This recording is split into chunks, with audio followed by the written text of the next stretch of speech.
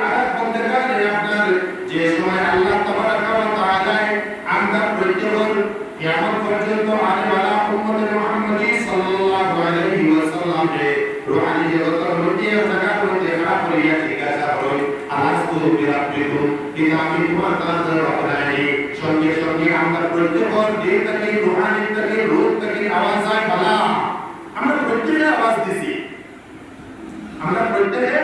আওয়াজ দিছি তার লাগি না আপনিও এটা লাগি আমরা রব জমিন আই আমরা জমিনের লোকনার সারা কারণে শয়তানের দোকান মধ্যে করিয়া আমরা রবের পাউরি গেছি আমরা রব থেকে আমরা দূরে সরিয়ে গেছি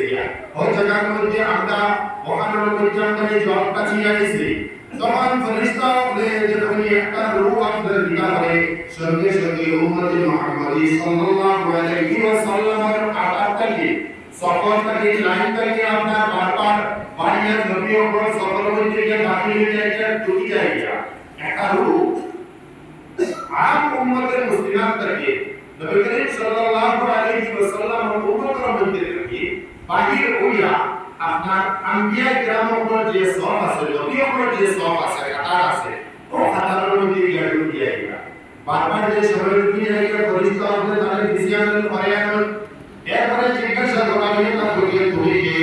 তখন তাই জমিনের মধ্যে এই ঘটনায় হযরত আলী সাল্লাল্লাহু রাহমাতুল্লাহি তাআলা আলাইহি গুলজার সাহেবের মধ্যে ঘটনা হয়েছে তাই এরপরে কইলেন আমি আপনাকে হযরত আলাউদ্দিন আলী আহমদ সাহেব করিয়ে রাহমাতুল্লাহি তাআলা আলাইহি আপনার মধ্যে থেকে হযরত জিয়ারত করতে দিবা তো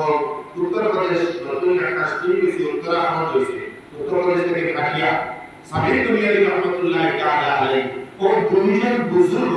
রূহানি জগতের মধ্যে কেরামতে আল্লাহ তাবারাকা ওয়া তাআলা জাহির করিয়া দিয়েছেন এর মধ্যে থেকে আজকুর জানালে যার উসিলায় আমরা এই জায়গার মধ্যে বসি যে গৌসে আযম রাহমাতুল্লাহি তাআলা আলাইহি আর পৃথিবীর সমস্ত জাতীয় মানে আমাদের মধ্যে যত ইখতিলাফ হতো না করে কিন্তু গৌসে আযম মানার মধ্যে কারোর রোজা ত্রুটি নাই কারোর কোনো ভুল নাই আযম শব্দের অর্থ এটা হলো সবচেয়ে বড় আর ওই শর্ত এটা হলো গিয়া ও ব্যক্তি ও জাত জানতা সে গিয়া আপনার দরখাস্ত করা যায় আর দরখাস্তকে পূরণ করা